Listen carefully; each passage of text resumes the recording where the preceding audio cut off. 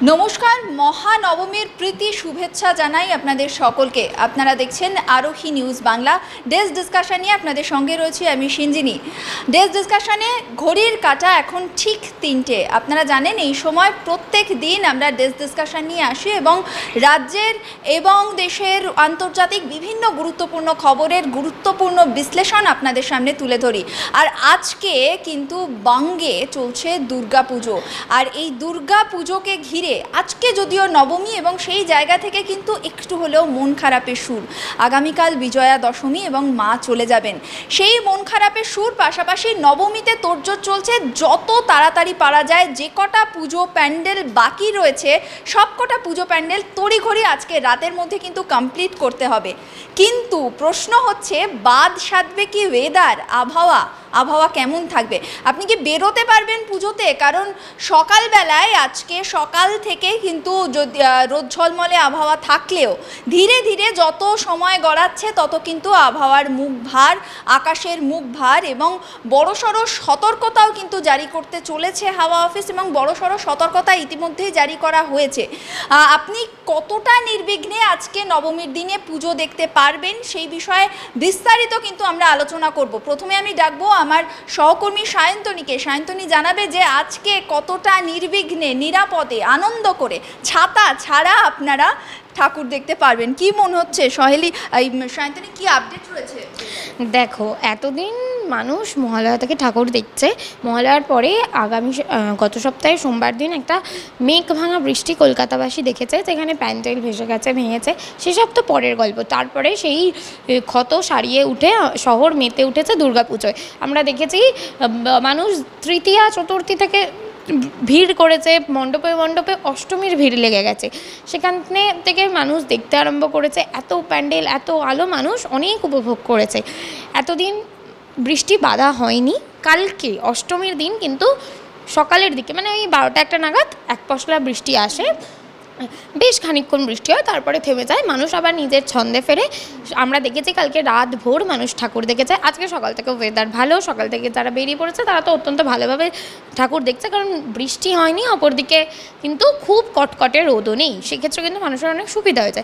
কিন্তু সমস্যা সেটা হচ্ছে যে এত সুখ সয়নি।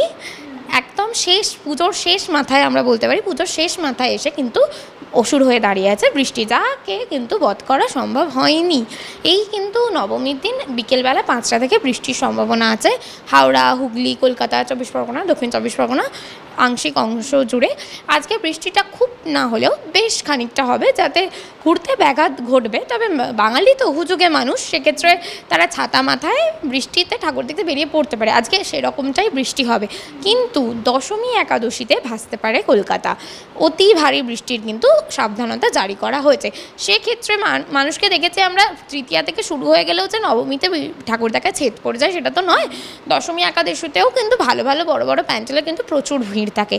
তো সেক্ষেত্রে দাঁড়িয়ে কালকে যারা ভেবেছে যে ঠিক আছে এতদিন অনেক ভিড় হয়েছে, আমরা নিজেদের পাড়ায় বসে আড্ডা মেরে ঘুরে ঘাড়ে কেটে দিচ্ছি, এবার আলটিমেটলি শেষ মাথায় এসে ভালো বড় বড় যে কটা প্যান্ডেল আছে সেগুলোকে দেখে নেবো, তাদের কিন্তু মাথায় হাত, কারণ দশমীতে কিন্তু ভাসতে পারে মহানগরী। মানে এর আগেও তো আমরা দেখেছি সায়ন্তনী যে এইবারের পুজোর মধ্যেও রীতিমতো ছাতা মাথায় দিয়ে মানুষ বেরিয়ে পড়েছিল। তাহলে দশমীর দিনেও কি তাহলে একই রকম ছবি দেখা যায়? দেখো, হাওয়া অফিসের যে ধরনের আপডেট আছে সেক্ষেত্রে কিন্তু ছাতা মাথায় যে ঠাকুর দেখা যাবে এটা নিয়ে কিন্তু আমার একটু সংশয় থেকে যাচ্ছে, কারণ আজকে হালকা বৃষ্টি আছে, আজকে মানুষ কিন্তু ছাতা মাথায় ঠাকুর দেখতে পারে।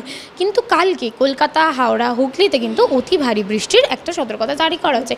এবার খুব ঝমঝমি বৃষ্টিতে তো ছাতা মাথাটাতেও রোদ হবে না, তো সেক্ষেত্রে একটা সমস্যা দাঁড়িয়ে যাচ্ছে। কিন্তু এছাড়া যদি কালকে বৃষ্টি না হয়, ঠাকুর করুক যে না হয়, কারণ মা চলে যাচ্ছে, এমনি মন খারাপ। তো শেষ দিনে এত বৃষ্টিতে কেউ ঘরে বসে থাকতে তো চাইবে না। একটা দিন, শেষ দিন মানুষ চাইবে হই হুল্লোড় করে কাটতে, কারণ শুধুমাত্র এই সময় মা আসে তা নয়, প্রতিটা ছেলে মেয়েও ঘরে ফিরে আসে। তো বাইরে যারা আছে তাদের কাছে বাইরে যারা চলে যাবে ফেরত, তাদের কাছে আর কটা দিনই আছে। তো কালকের দিনটা তারা একটু মজা করে নিক, এই আশাই রাখা যায়। একদিকে দেবীর ভাসান আর অন্যদিকে ভাসবে কলকাতা। হ্যাঁ, একদমই তাই, এটাই বলা যেতে পারে। এবার সম্ভাবনা একটা থেকে যাচ্ছে যে নিম্নচাপটা হয়তো উড়িষ্যার দিকে সরে যেতে পারে। যদি সেক্ষেত্রে সরে যায়, উত্তর চব্বিশ পরগনা, দক্ষিণ চব্বিশ পরগনায় বৃষ্টি হলেও হাওড়া, হুগলি, কলকাতা কিন্তু খানিকটা রক্ষে পাবে।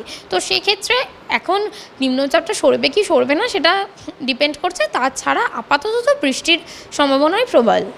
একদমই, অনেক ধন্যবাদ তোমাকে সায়ন্তনী।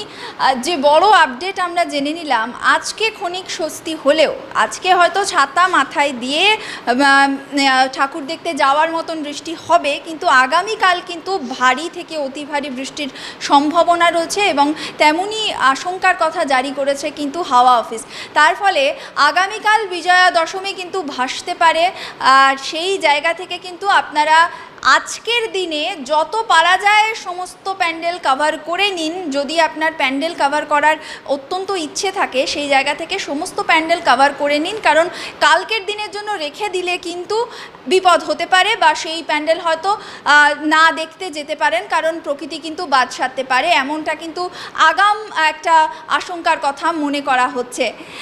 পাশাপাশি যেমন দেবী দুর্গা আমাদের বাংলায় এসেছেন এবং গোটা দেশের মানুষকে কিন্তু দেবী দুর্গা নানান রকমভাবে প্রভাবিত করছেন, আমাদের সকলকে ইমোশনাল করে তুলছেন। আজকে নবমী এবং কালকে বিজয়া দশমী। কালকে কিন্তু দেবী আবার চলে যাবেন, আমাদেরকে এখানে আমাদের সকলকে কাঁদিয়ে কিন্তু দেবী চলে যাবেন। সেই জায়গা থেকে কিন্তু আজকের দিনটা অত্যন্ত গুরুত্বপূর্ণ। এই যে দেবী দুর্গা বা মাতৃরূপ, মাতৃশক্তি বা নারী শক্তি, সেই জায়গা থেকে কিন্তু আরও একটা বড় খবর রয়েছে। ইতিমধ্যে স্পোর্টসের কিন্তু একটা বড়সড় আপডেট রয়েছে, যেখানে আমরা দেখতে পাচ্ছি যে শুরু হয়েছে মহিলা ক্রিকেট ওয়ার্ল্ড কাপ। আর সেইখানে কিন্তু ভারত রীতিমতো এই দুর্গা পুজোর আবহে, দেবীর আবাহনের আবহে কিন্তু ভারত রীতিমতো জয় ছিনিয়ে এনেছে শ্রীলঙ্কার বিরুদ্ধে। এই বিষয়ে গুরুত্বপূর্ণ আপডেট দেবে আমার সহকর্মী, তাকে ডেকে নেব। শ্রীপর্ণা জানাবে যে কি আপডেট রয়েছে। পাশাপাশি স্পোর্টসের কিন্তু আরও একটা গুরুত্বপূর্ণ আপডেট রয়েছে। এশিয়া কাপের জয় ছিনিয়ে আনলেও কাপ কিন্তু ভারতে আসেনি বা ঘরে কিন্তু ঢোকেনি, সেই বিষয়েও কিন্তু গুরুত্বপূর্ণ আপডেট রয়েছে। শ্রীপর্ণা, প্রথমেই জানতে চাইব এই যে মহিলাদের নারী শক্তির একটা জয় মহিলা ক্রিকেটে, কি বল? দেখো সঞ্জিনী, প্রথমেই সকলকে জানাচ্ছি নবমীর প্রীতি শুভেচ্ছা এবং অভিনন্দন, এবং তোমাকেও জানাচ্ছি শুভ নবমী। এবং তার পাশাপাশি যেদিকে চলে যাব যে নারী শক্তির জয় জয়কার, এই নারী শক্তির জয় জয়কার যে একেবারেই প্রথম তা কিন্তু নয়। এর আগেও আমরা দেখেছি দাপুটে ঝুলন গোস্বামীর স্পিনিং, তাছাড়াও কিন্তু মহিলা ক্রিকেট দলের যে উল্লাস, যে দাপট, যেভাবে বাঘিনীর মতো মাঠ বিচরণ, সেই দৃশ্য কিন্তু দেখতে পেয়েছি আমরা। এবং ইতিমধ্যে কিন্তু কালকে সেরা খবর যে শ্রীলঙ্কাকে রীতিমতো হারিয়ে কিন্তু দাপুটে জয় ছিনিয়ে নিয়েছে মহিলা ক্রিকেট, ভারতীয় মহিলা ক্রিকেট। কিন্তু এখানে কিন্তু বিভিন্ন রকমের অসুবিধা এক্ষেত্রে ধরা পড়ছে, যেটা আমরা দেখতে পাচ্ছি যে মহিলা ক্রিকেট যে জায়গায় খেলা হচ্ছে সে জায়গায় কিন্তু মনের মতো বা যে আমরা যখনই কিছু করি আমাদের নিজস্ব একটা পিক লেভেল কোয়ালিটি থাকে। মানে ধরো সঞ্জিনী, তুমি কাজটা করতে পারো এবং সেটা কিন্তু তুমি এই লেভেলে করতে পারো, এবং সেক্ষেত্রে কিন্তু গতকালকে তেমন ভালোভাবে খেলতে পারেনি, দাপুট দেখাতে পারেনি ভারত। এবং সেক্ষেত্রে কিন্তু আমি তোমাকে একেবারে সঞ্জিনী ইন ডিটেলস বলে দেব যে ঠিক কি বলছে, কি পরিসংখ্যান কি বলছে, কোন বিষয় রয়েছে, যে এই যে ভারতবর্ষ ছাপিয়ে দিল, শ্রীলঙ্কাকে হারিয়ে যে বিশ্বকাপ শুরু করলো যে হরমনপ্রীতরা, সেই হরমনপ্রীতদের যে জয়যাত্রার গাথাকার লেখা হলো, সেটা ডিটেলস আমি তোমাকে একেবারেই বলে দেবো। যে শ্রীলঙ্কাকে ডাকফোর্ডস লুইস পদ্ধতিতে 59 অর্থাৎ 59 রানে হারিয়ে একদিনের যে বিশ্বকাপ, সেই বিশ্বকাপ শুরু হলো ভারতের মহিলা ক্রিকেট দলের সাথে। এবং একেবারেই মহিলা ক্রিকেট দল কিন্তু গতকালকে জয় ছিনিয়ে নিয়েছে এবং 2 পয়েন্ট ঘরে এলেও কিন্তু বিশ্বকাপ জয়ের যে অন্যতম দাবিদারদের পারফরমেন্স, সেই পারফরমেন্স নিয়ে কিন্তু প্রশ্ন রয়েছে। সঞ্জিনী, কেন প্রশ্ন রয়েছে?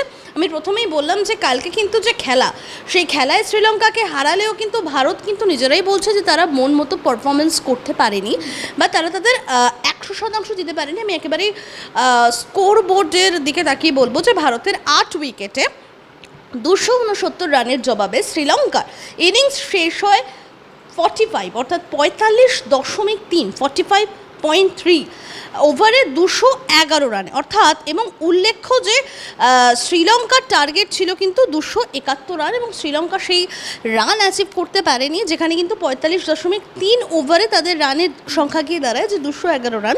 এবং সেক্ষেত্রে কিন্তু তার ফলস্বরূপ আমরা দেখতেই পাই যে ভারতবর্ষের জয় জয়কার। কিন্তু এক্ষেত্রেও যে বিষয়টা আছে যে প্রত্যাশা মতো খেলতে পারলেন না ভারতীয় মহিলা দলের ক্রিকেটাররা। কেন এমনটা জানা যাচ্ছে?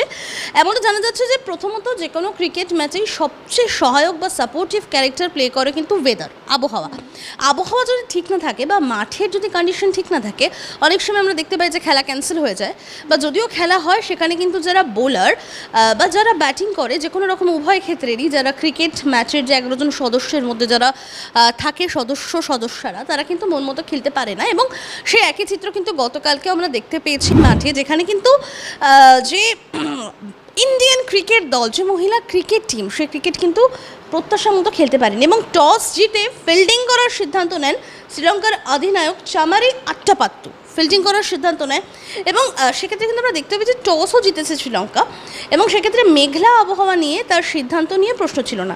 অপরদিকে কিন্তু আমরা দেখতে পাচ্ছি যে গুয়াহাটির 12 গজে প্রথম থেকেই অস্বস্তিতে ছিল ভারতীয় ব্যাটাররা, এবং ওপেনার যে স্মৃতি মান্ধানা খারাপ শট খেলে আউট হয়ে যান চতুর্থ ওভারে, এবং তারপরে কিন্তু দুশ্চিন্তার যে ঝড়, সেই দুশ্চিন্তার ঝড় আসে। এবং আমি একেবারে তোমাকে সব স্কোর বোর্ড অনুযায়ী পরিসংখ্যান ওয়াইজ বলে দিচ্ছি যে গতকালকের ম্যাচটা টান ছিল, যথেষ্ট ভালো ফল করেছে, এবং জানিয়ে কিন্তু খুশির ছায়া আশানুরূপ হয়, কিন্তু আশানুরূপ হয়নি। মানে তুমি যে কোনো একটি কাজ করছো এবং সেই কাজটা তুমি নিশ্চয়ই একটি প্রত্যাশা নিয়ে করবে সিঞ্জিনি, একই বিষয় আমার ক্ষেত্রেও। সেক্ষেত্রে কিন্তু গতকালকে এই বিষয় দাঁড়াচ্ছে যে কি জয়যাত্রা শুরু করেছে ভারতবর্ষের মহিলা ক্রিকেট দল ঠিকই, কিন্তু নিজেদের স্যাটিসফ্যাকশন যে লেভেল বা যে বলে না পিক, যে একটা নিজস্ব যে আজকে সেই ম্যাচ খেললাম বা সেরা ম্যাচ হয়েছে, সেই কথা কিন্তু টান খেলাটা কিন্তু দেখা যায়নি, এমনটাই কিন্তু বলছে ক্রিকেট বিশেষজ্ঞরা। এবং আমরা আশা করব যে সেই জায়গা থেকে দ্রুত বিষয়টাকে বিশ্লেষণ করে বা আত্মসমালোচনা করে দ্রুত ব্যাপারটাকে কাটিয়ে উঠবে ভারতীয় টিম। এবং আমরা যে পরবর্তী আলোচনায় যাব, পরবর্তী যে বিষয়টা অত্যন্ত গুরুত্বপূর্ণ, যে এশিয়া কাপে কিন্তু ভারতের জয় হলো, একেবারে সবকটা ম্যাচে কিন্তু ভারত জিতলো এবং এশিয়া কাপও ছিনিয়ে আনলো। কিন্তু আলটিমেটলি দেখা গেল সেই পাক বধ করেও ঘরে কিন্তু এশিয়া কাপ আসলো না।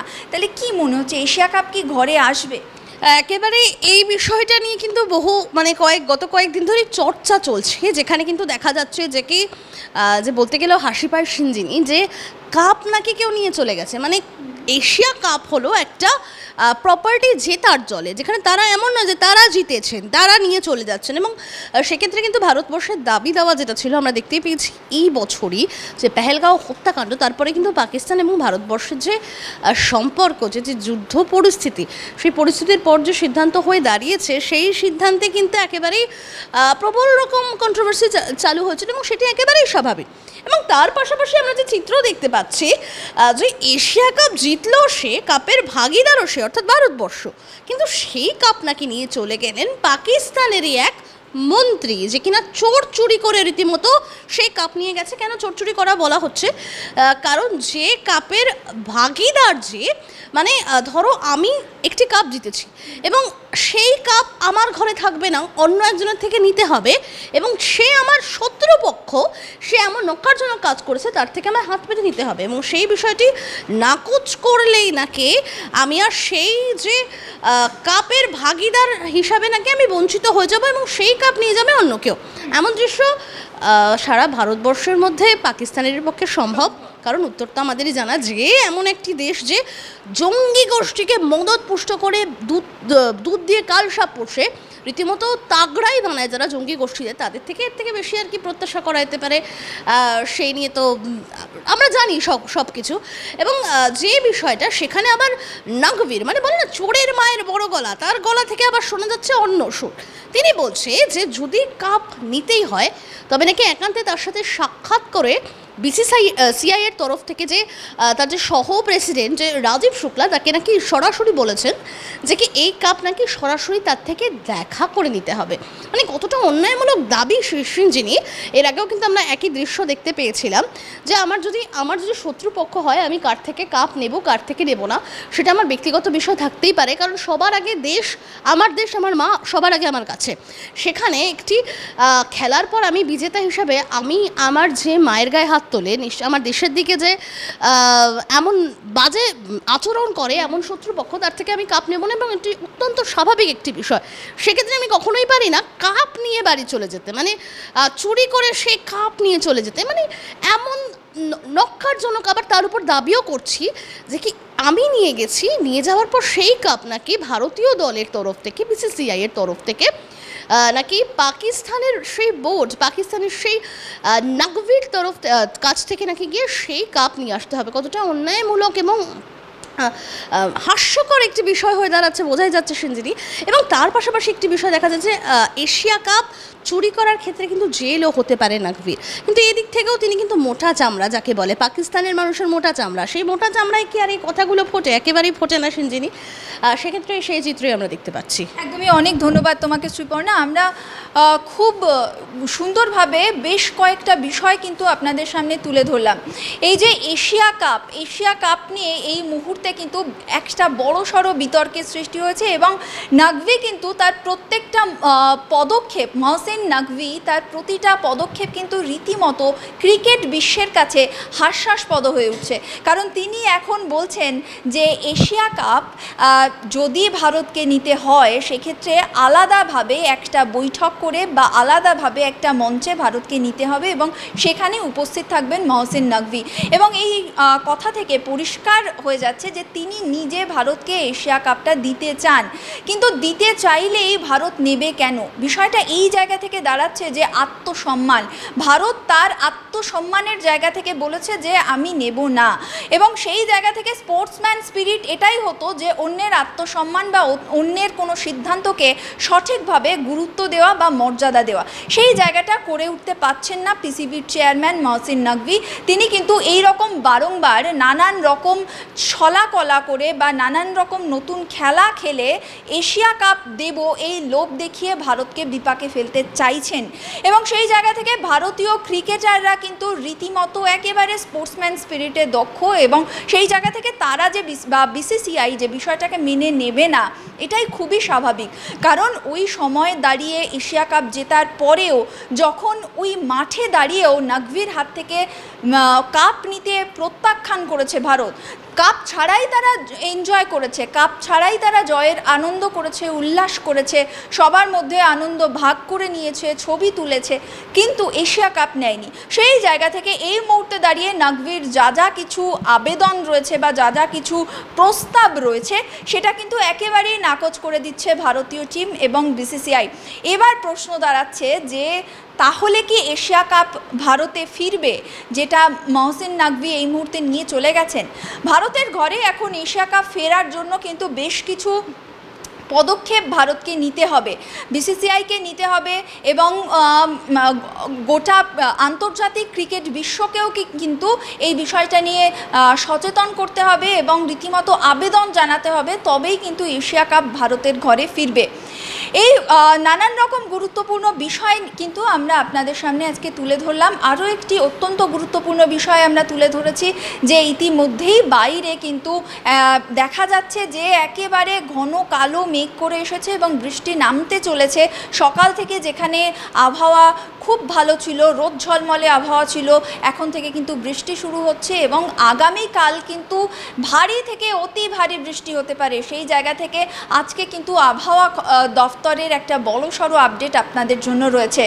আপনারা এরকমই বিভিন্ন গুরুত্বপূর্ণ আপডেট দেখতে চোখ রাখুন আরোহী নিউজ বাংলায়।